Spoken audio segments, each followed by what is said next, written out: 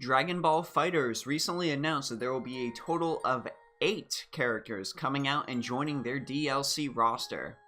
It's a real shame it's before we even have the game out that they announced this, but what can you do? Well, what we can do is tell you who we want to see. The Den as a whole has submitted their picks for the 9 characters we want to see in the Dragon Ball FighterZ roster. Yes, 9, not 8. Division is hard when you have 3 people. Roll the intro. What's up YouTube? My name is Justin. This is the Den of Nerds. And gang, if you enjoyed this video, consider hitting that like button and subscribing for more content. But before we get into the video, I've got to give a quick shout out to Jose for getting our nerd card question right. You were right, Jose. Vegeta's brother is Tarble. Good job, buddy. Now, each member of the Den has submitted 3 characters they want to see join the roster of Dragon Ball FighterZ.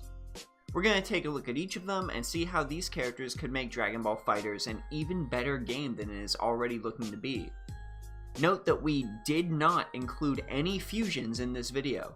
Considering the game won't let you run 2 copies of characters on a team, it kinda makes sense that if you picked Vegito, you wouldn't be able to run Goku or Vegeta on your team. And that just seems lame. But let's go ahead and start with my picks. We just got this guy announced for Dragon Ball Xenoverse 2. It only seems fair that he gets an opportunity to shine in Dragon Ball FighterZ as well.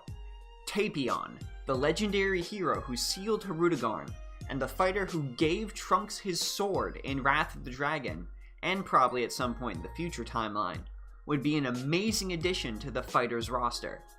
Tapion could fight using several powerful close-range combos, utilizing his Brave Sword, and have his Brave Cannon as a backup super.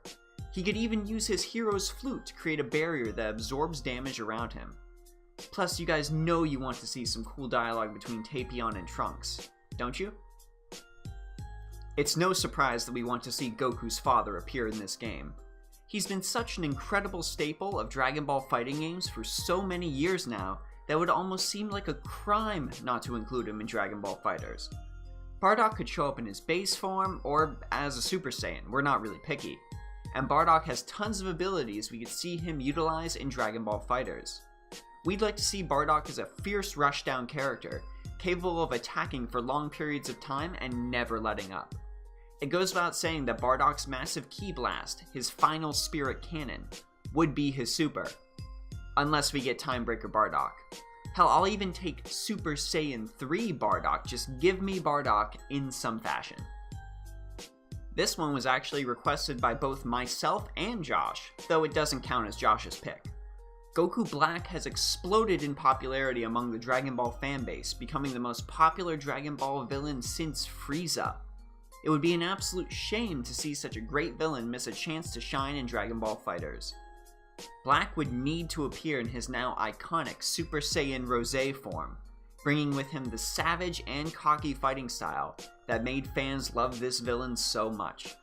Black's arsenal will be absolutely deadly, featuring his Black Power Ball, Black Kamehameha, and the incredibly edgy sounding yet incredibly cool Violent Fierce God Slicer. Hopefully Arc System Works gives us a chance to bring some justice to the mortals. And here is where we start with Josh's picks. The prodigy of Universe 6, who attained Super Saiyan 2 on a dime. The first female Super Saiyan, Caulifla. Caulifla would shine in the roster as a short, speedy fighter who would be able to outmaneuver any opponent she faced. We'd especially love to see a super involving her summoning Kale for their final Kamehameha style energy attack. With hints in the show that she may achieve Super Saiyan 3 at any moment, that is a distinct possibility as well to be included in her super. Oh, and I guess, speaking of Kale, Josh continues with his current theme by suggesting Kale as another addition to the Dragon Ball FighterZ roster. He was very specific though in suggesting that it has to be her Berserk form. Berserk Kale could give us a high HP grappling character, much in the vein of Android 16. Kale's power would be absolutely overwhelming, and she would be sure to be a slow character that could deal out some insane amounts of damage in a very short period of time if her opponent wasn't careful. Some would want her Blaster Meteor Energy Wave super, but if you ask me, some sort of grapple where Kale just savagely destroys her opponent by slamming them into the ground would probably be the best thing for her. Yes, you heard it right. Josh has suggested all of the Universe 6 Saiyans as potential DLC for Dragon Ball FighterZ. Cabba, the first Universe 6 Saiyan, would likely be a speedy hit-and-run fighter, much like we suggested for Caulifla, due to the Universe 6 Saiyan's tiny stature. Cabba would likely fight in his Super Saiyan form, and have a ton of energy blasts at his disposal, his Gallic Cannon topping the list as his most powerful ability, unless we include his use of Final Flash in the Universe Survival Arc. With tons of power and variation at their disposal, it just goes to show that the Universe 6 Saiyans would be an awesome addition to the Dragon Ball FighterZ roster. And now let's finally move on to Dan's picks. Dan has always thought that Android 19 was an utterly horrifying villain when he was first introduced, and seeing him reconstructed under the control of Android 21 would honestly make sense in Dragon Ball FighterZ. Android 19 could be another bulky grappling character with a few energy blasts, and the ability to actually absorb an opponent's HP while fighting, making him an excellent survival character, adding some more variety to the roster. My personal fourth pick for an addition, Dan believes that Master Roshi could be an awesome fighter with tons of tricks up his sleeve. Pepper his kit with some neat old martial arts master dodges, give him a skill to temporarily stun the enemy with the evil containment wave, allowing another fighter to sweep in and attack, and top it all off with max power Master Roshi firing off an insanely powerful Kamehameha. Honestly, all of that sounds good to me. I don't know what else I need to say. Dan brings up a very good point that a lot of fighting games benefit from having a character who fights via summoning minions, much like Carl Clover from Arc System Works' Blaze Blue. He suggested Babidi, or one of the Gods of Destruction from the Tournament of Power, but Babidi definitely fits the bill more than any other.